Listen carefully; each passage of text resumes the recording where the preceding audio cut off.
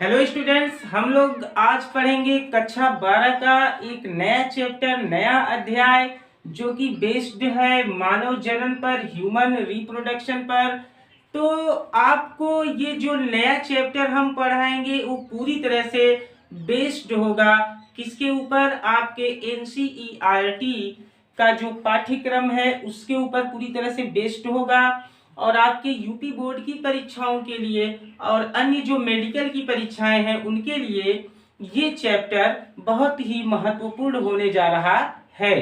तो इस पाठ में जो कि है मानव जनन, तो मानव जनन में कोई भी चीज पढ़ने से पहले हम लोगों के लिए ये जानना बहुत जरूरी है कि वास्तव में ये जनन होता क्या है, यानी रिप्रोडक्शन की प्रक्रिया क्या होती है। What is reproduction?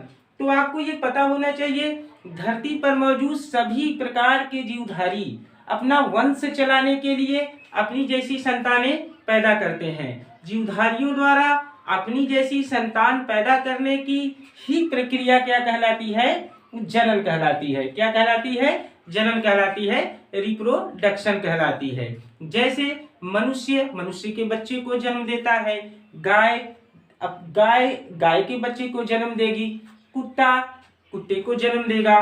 तो इस तरह से सभी जीव अपने जैसी संतानों को क्या करते हैं? पैदा करते हैं, ताकि उनका वंश इस धरती पर चलता रहे, उनकी आने वाली पीढ़ी जो है वो चलती रहे। यही प्रक्रिया क्या कहलाती है? जनन कहलाती है। तो जनन के बाद ये जो पाठ है मानव जनन, उसमें जो है कुछ कॉमन चीजें और भी हमको जान लेनी बहुत जरूरी है। जैसे कि यह जो जनन की प्रक्रिया होती है, तो हम लोग पढ़ रहे हैं मानव जनन, तो मनुष्य में आपको ये पता होना चाहिए कि मनुष्य में जो जनन की प्रक्रिया होती है वह होती है लैंगिक जनन। जनन वैसे तो दो प्रकार का होता है, लैंगिक और अलैंगिक जनन, लेकिन मनुष्य में जो जनन की प्रक्रिया होती है वो होती है लैंगिक जनन, सेक्सुअल रिप्रोडक्शन। तो लैंगिक जनन क्या होता है? तो लैंगिक जनन वह प्रक्रिया होती है जिसमें जो नर होता है वो अलग होता है, मादाएं जो होती हैं वो अलग होती हैं। तो ऐसी ही प्रक्रिया क्या कहलाती है? लैंगिक जनन। ठीक है। और लैंगिक जनन की प्रक्रिया में जो नर जनन अंग होते हैं वो अलग हो जाते हैं, मादा जनन अंग जो है वो अलग हो जाते हैं, और फिर आपस में वो रिप्रोडक्शन करके, प्रजनन करके अपनी जैसी संतान को पैदा करते हैं। तो इस पाठ को, इस चैप्टर को पढ़ने से पहले कुछ कॉमन चीजें हमको जान लेनी जरूरी है कि आप वास्तव में मनुष्य में, ह्यूमन में जो लैंगिक जनन की प्रक्रिया होती है वो कैसे होती है। तो आपको ये पता होना चाहिए कि जो नर होता है, नर यानी जो मेल होता है, और जो मादा होती है, मादा यानी कि जो फीमेल होती है। क्या होती है? फीमेल। तो नर में तो बनता है आपका नर युग्मक। नर में क्या बनता है? नर युग्मक बनता है। क्या बनता है?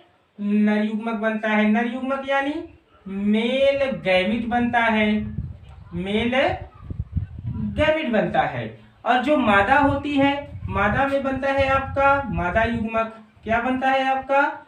मादा युग्मक बनता है। मादा युग्मक, मादा युग्मक यानी कि फीमेल गैमिट, मादा युग्मक यानी कि फीमेल गैमिट। तो नर में नर युग्मक और मादा में मादा युग्मक बनता है। अच्छा, एक चीज आप और ध्यान दीजिएगा, एक मानव शरीर में कुल गुणसूत्रों की संख्या कितनी होती है? तो टोटल गुणसूत्रों की संख्या 46 होती है। 46 यानी 23 जोड़ी। 23 माता का होता है और 23 पिता का। ये जो 46 गुणसूत्र होते हैं एक मानव शरीर के अंदर, उसमें 23 गुणसूत्र माता का होता है और 23 गुणसूत्र पिता का होता है। यानी एक नए संतान के निर्माण में 50% हिस्सेदारी माता की होती है और 50% हिस्सेदारी पिता का होता है। तो आपको एक चीज और जान लेना जरूरी है कि जो नर होता है, तो नर में वैसे तो कुल कितने गुणसूत्र होते हैं? चाहे नर हो चाहे मादा हो या कोई भी मानव हो, उसमें कुल कितने गुणसूत्र होते हैं? कुल 46 गुणसूत्र होते हैं। कितने गुणसूत्र? 46 गुणसूत्र, यानी 46 क्रोमोसोम होते हैं, जिसमें से जो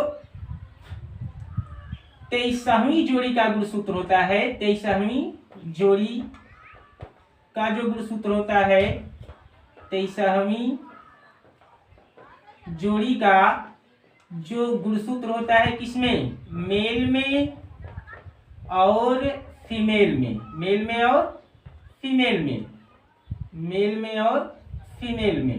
तो इस 23वें जोड़ी के गुणसूत्र को हम बोलते हैं लिंग गुणसूत्र। क्या बोलते हैं, लिंग गुणसूत्र, यानी सेक्स क्रोमोसोम।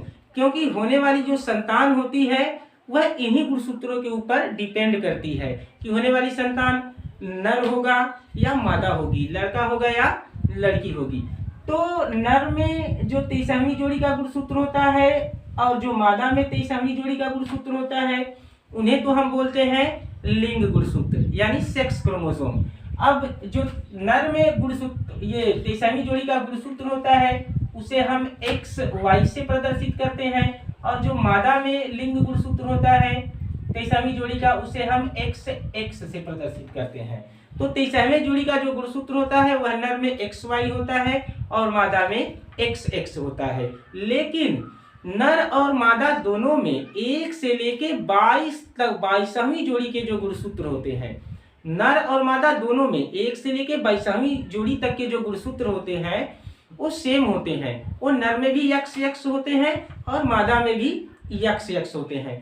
तो 1 से लेके 22वीं जोड़ी के गुणसूत्रों को नर और मादा दोनों में हम बोलते हैं कायिक गुणसूत्र।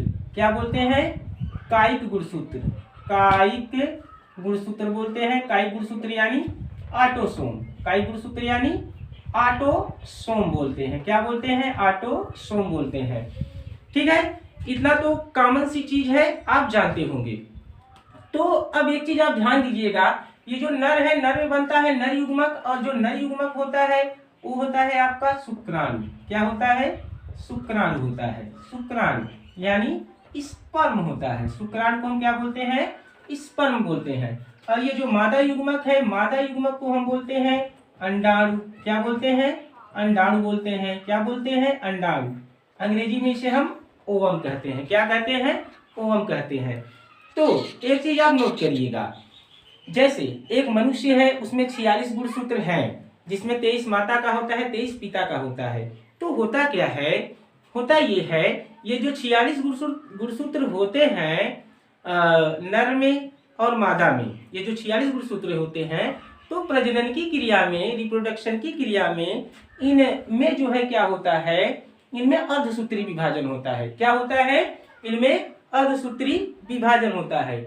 और ये जो अर्धसूत्री विभाजन की प्रक्रिया होती है ये जनन कोशिकाओं में होती है।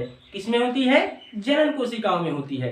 तो जब अर्धसूत्री विभाजन होगा तो अर्धसूत्री विभाजन होने से जो गुणसूत्र होते हैं 46 वो अलग हो जाते हैं। 23 की संख्या में वो क्या होते हैं, अलग हो जाते हैं।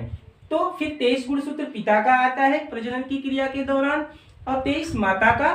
तो ये 23 मिलके फिर 46 गुणसूत्र मिलकर क्या करते हैं, प्रवेश करते हैं एक जो है नई संतान के अंदर, एक नई संतान की रचना करते हैं। तो देखिए, अब जब ये शुक्राणु हो गया नर युग्मक और ये अंडाणु हो गया मादा युग्मक, तो जब ये शुक्राणु और अंडाणु ये आपस में मिलेंगे, ये आपस में मिलेंगे, तो इस प्रक्रिया को हम बोलेंगे निषेचन। क्या बोलेंगे, निषेचन बोलेंगे। निषेचन, निषेचन यानी फर्टिलाइजेशन। क्या बोलेंगे, फर्टिलाइजेशन बोलेंगे, निषेचन बोलेंगे।